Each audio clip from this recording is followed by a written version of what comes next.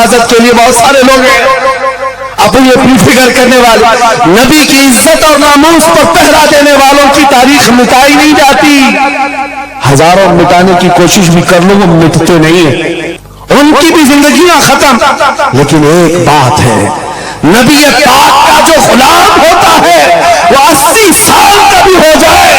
اس کے اندر نہ پرانا پن آتا ہے نہ بڑھاپا آتا ہے، سبحان اللہ، عزت ویسی ہی برقرار ہے۔ معزز سامعین اکرام، جو لوگ مفتی سلمان اجہری صاحب سے کہا کرتے تھے کہ مولانا اگر آپ اتنا بولو گے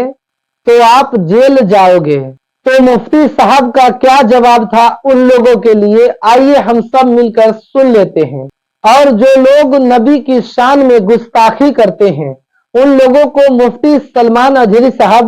کیا کچھ بولے ہیں، سن لیجئے ذرا۔ اور اسلام کے خاطر کتنی مشکلات اٹھائے ہیں اللہ کے نیک بندوں نے، جو لوگ ناموس رسالت کے خاطر بولا ہے ان لوگوں کو کتنا ستایا گیا ہے، آئیے سن لیجئے ذرا۔ جو لوگ اپنے آپ کو مولانا کہتے ہیں اور ناموس رسالت پر گستاخیاں ہوتی رہتی ہیں مگر وہ چپ بیٹھتے ہیں، ان لوگوں کو مفتی سلمان اجہری صاحب کیا نصیحت کرتے ہیں، کیا اصلاحی بیان کرتے ہیں، آئیے ہم اور آپ سنتے ہیں۔ آپ سبھی لوگوں سے یہ امید ہے کہ ویڈیو پورا دیکھ کر جائیں گے انشاءاللہ، اگر چینل پہ نئے ہیں تو سبسکرائب بھی کریں گے۔ وقت کے ظالم طاغوتی طاقتوں نے جیل میں رکھا، زہر دے کر کے ختم کیا ہے۔ آپ کو پتا ہے امام محمد بن حسن عسکری جن کو زہر دے کر کے ختم کیا گیا، اہل بیت تھا جنہوں نے 20 سال جیل کاٹی ہے، رسول اللہ کے شہزادے تھے، رسول اللہ کی آل تھے،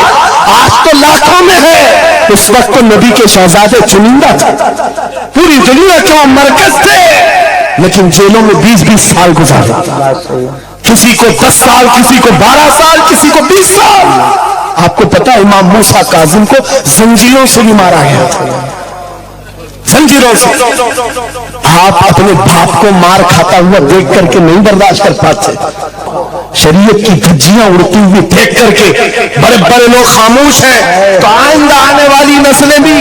اسی طرح کمپرومائز کرتی بھی چلی جائیں گی۔ میرے عزیزوں، میں آج کھل کر کے بتاتا ہوں، میری پشت پناہی کرنے کے لیے بڑے بڑے علماء موجود ہیں، ایک بھی حکومت کا کتا نہیں ہے، مقدسہ کے بزرگ تھے، یہ میرے بہت بڑے آئیڈیل ہیں، سید مظفر حسین کچھوچے،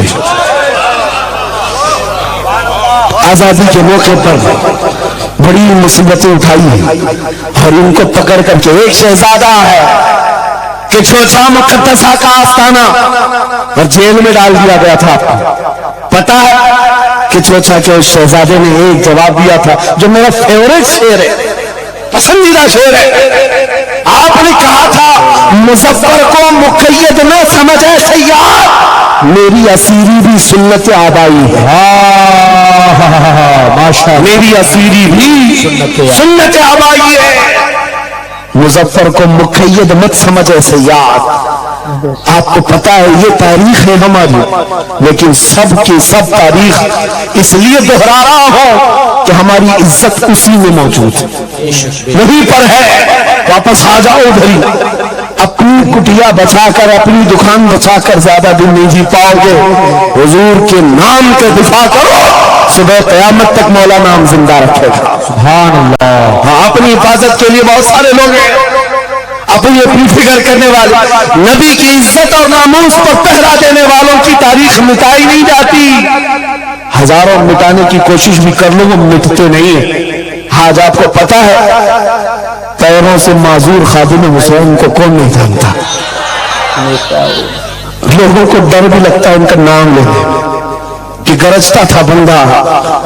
اور خود ویل چیئر پر بیٹھتا، لیکن لاکھوں کو کھڑا ہونا سکھا دیا۔ کس بات پر؟ کیا اپنے باپ کے قصیدے پڑھتا تھا؟ کیا اپنے خاندان کے قصیدے گنگناتا تھا؟ ایک ہی بات، رسول اللہ کی عظمت پر بات، حضور کی عزت پر بات کرو تو پھر پتا چلتا ہے 8 سال کے بچے سے لے کر 80 سال کے بوڑھے کے دل میں بھی اللہ خود محبت ڈالتا ہے، سبحان اللہ، خود محبت ڈالتا ہے۔ سب چیزیں موجود ہیں اسی ذات پر، ایک بات میں اب آپ کے سامنے کہتا ہوں، گفتگو سمیٹتا ہوں،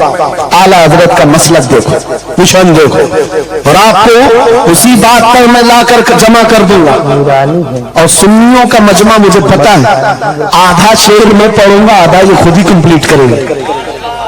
اور گارنٹی کے ساتھ کہتا ہوں، مجھے پتا نہیں یہاں کے مجمع کے بارے میں، لیکن اتنی گارنٹی ضرور ہے آپ کمپلیٹ کریں گے۔ کیوں؟ ہمیں پتا ہے مزاج عشق رسول کا، ہمیں پتا ہے محبت مصطفیٰ کا۔ سنو، میں کہتا ہوں وہ جو نہ تھے تو، وہ جو نہ ہو تو، یہ گارنٹی ہے ہماری، یہ گارنٹی ہے۔ آدھا جملہ بھی کہہ دو سننے کے بعد، وہ جو نہ ہو تو، یہ کمپلیٹ خود کریں گے۔ کیوں؟ یہ عقیدہ بھی ہے، یہ ایمان بھی ہے، یہ ہماری جان بھی ہے۔ وہ جو نہ ہو تو، اب سنو میرے عزیزو، جب تمہارا دل پکار کر کہہ رہا ہے وہ جو نہ ہو تو، ہمارے نام کے ساتھ وہ جو نہ ہو تو، ہماری زندگی میں وہ جو نہ ہو تو، حتیٰ کہ قبر میں چلے جاؤ بہت سارے جواب دے دے، تمہارا رب کون، تمہارا دین کیا، مین سوال تو یہی ہوگا ما کنت تقول فی حق ھذا الرجل۔ بلکہ بعض صحیح احادیث میں کہہ رہا ہوں، ایک ہی سوال کا ذکر بھی آیا ہے، قبر میں ایک سوال کا ذکر بھی آیا ہے، اور فرمایا گیا صرف ایک سوال یہ ہوگا، بتا اس رسول کے بارے میں کیا کہتا ہے۔ واہ، بولنا پڑے گا، بولنا پڑے گا۔ پھر میں پوچھتا ہوں، قبر میں بھی وہ جو نہ ہو تو کچھ نہ ہو، جب تک نہیں بولو گے آگے نہیں بڑھے گی گاڑی، ورنہ پھنسے رہ جاؤ گے۔ وہ جو نہ ہو تو، چلو قبر کی زندگی ختم ہو گئی، حشر میں آ گئے، حشر کے میدان میں آ گئے، لیکن یہاں پر بھی کیا مسئلہ ہے؟ خلیل و نجی مسیح و صفی، صفی سے کہیں نہ بنی، خلیل و نجی مسیح و صفی، صفی سے کہیں نہ بنی، یہ بے خبری کی خلق پھری کہاں سے کہاں تمہارے لیے۔ وہاں پر بھی سب کے پاس پھر کر کے آتی ہے قوم، اسی محمد رسول اللہ کے بعد آئے، اور شفاعت شروع کہاں سے ہوئی؟ رسول پاک سے شروعات ہوئی، اور اس کے بعد اختتام تک میرے آقا فرماتے ہیں قیامت کے دن میری حالت یہ ہوگی، میرے کندھے پر چادر پڑی ہوگی، اور وہ کبھی کھسک کر گر رہی ہوگی، ایک ہاتھ سے میں اپنی چادر سنبھال رہا ہوں گا، اور دوسرے ہاتھ سے اپنے امتیوں کو پکڑ کر جنت میں لے جا رہا ہوں۔ یہ میدان قیامت کی بات ہے۔ پھر پوچھتا ہوں، محشر میں بھی وہ جو نہ ہو تو، قیامت کے میدان میں بھی وہ جو نہ ہو تو، ارے تمہاری اذان کمپلیٹ ہوتی ہے، اذان میں بھی وہ جو نہ ہو تو، نماز میں بھی جب تک سلام نہیں بھیجو گے، نماز میں بھی وہ جو نہ ہو تو، کہیں پر بھی بچ نہیں سکتے۔ اسی لیے اعلیٰ حضرت نے کہا تھا بخدا خدا کا یہی ہے ڈر، نہیں اور کوئی مفر مکر، جو وہاں سے ہو یہی آ کے ہو، جو یہاں نہیں تو وہاں نہیں۔ جب تمہیں سمجھ میں آ گیا وہ جو نہ ہو تو کچھ نہ ہو، وہ جو نہ ہو تو، وہ جو نہ ہو تو، جب تمہارا یقین ہے، اب سنو بریلی کا امام کیا کہتا ہے، اے سنی جوان آج لے ان کی پناہ، آج مدد مانگ ان سے، آج لے ان کی پناہ، آج مدد مانگ ان سے، کل نہ مانیں گے قیامت میں اگر مان گیا، آج آنا ہے تمہیں وہیں پر۔ میری گفتگو کا خلاصہ یہی ہے، میری گفتگو کا لب لباب یہی ہے، آ جاؤ اس قدم پر جہاں سے بلال حبشی کو کعبے کی چھت پر پہنچایا گیا، آ جاؤ اس قدم پر جہاں پہنچنے کے بعد خطاب کا بیٹا امیر المومنین عمر ابن خطاب بنا۔ حضرت عمر خود کہتے ہیں میری حیثیت اتنی تھی، میں خطاب کا بیٹا بچپن میں 2 بکریاں مجھ سے نہیں سنبھلتی، لیکن ایک وقت آیا حضرت عمر 36 لاکھ اسکوائر کلومیٹر پر تنہا حکومت کرتے تھے، مصر، عراق، یمن، شام، فلسطین، یہ آج کا سعودی عرب حضرت عمر کی نگرانی میں تھا۔ حضرت عمر کہتے ہیں آج اتنے بڑے خطے پر عمر کی نگرانی ہے، اس لیے نہیں کہ خطاب کا بیٹا عمر ہے، اس لیے کہ محمد عربی کا غلام عمر ہے۔ وہ جو نہ ہو تو میرے عزیزوں، جتنوں نے عزت پائی ہے اس قدم سے پائی ہے۔ آپ کو جب یہ بات اچھی طرح معلوم ہو جائے، یہاں دیکھو آپ، یہاں چہرے بہت سارے، یہاں بہت سارے چہرے، اور اس میں بزرگ ترین چہرہ وہ سید رئیس اشرف صاحب کا ہے، لیکن پورا مجمع یہ بات میرے ساتھ یقین کے ساتھ کہہ سکتا ہے، ان جوانوں سے کئی زیادہ حسین جمیل یہ چہرہ ہے۔ کیوں؟ ارے تمہارے بالی ووڈ اور ہالی ووڈ میں تھوڑا بڑھاپا آئے تو اسے نکال دیا تھا، پھر اس کی نہیں چلتی، وہاں صرف رنگ اور غازے کا کام ہے، وہاں صرف اور صرف پاؤڈر لالی میک اپ کا کام ہے۔ جب تک جوان تھے ہزاروں فین تھے، لیکن جوانی ختم ہو گئی تو بیچارے ان کی زندگی کے لالے پڑ گئے۔ اور سیاست میں بھی یہی حال ہے، 40 سال نوکری کیا پارٹیوں کی، بعد میں پھر وہ منڈلی میں بٹھا دیا گیا، اب آپ بیٹھو دوسرے جوان آئیں گے، ان کی بھی زندگیاں ختم۔ لیکن ایک بات ہے،